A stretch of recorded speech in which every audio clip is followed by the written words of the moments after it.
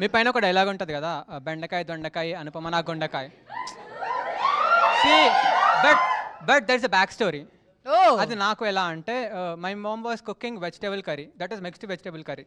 అది బెండకాయ అండ్ దొండకాయ. అండ్ ఆల్సో నేను అప్పుడు మీ మూవీ చూస్తున్నా, ఆ నితిన్ది. చూసి ఆ డైలాగ్ ఎస్, అందులో మీరు ఉన్నారు.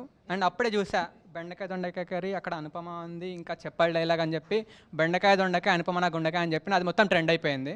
అది ఎవరికి తెలియదు. That is a back story. ఇది నమ్మాలని నాకుంది, ఎందుకంటే ఆ డైలాగ్ ది ఆ ఒరిజిన్ ఇంకొకటి ఉంది, అల్లం బెల్లం అనుపమ నా పెళ్ళం, అది కూడా ఎక్కడి నుంచి వచ్చిందో నాకు తెలియదు.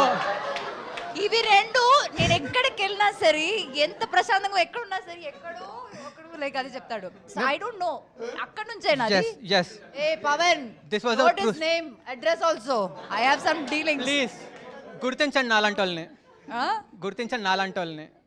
మీకు అమెరికా ప్రేమికులం, మేము అమర ప్రేమికులం.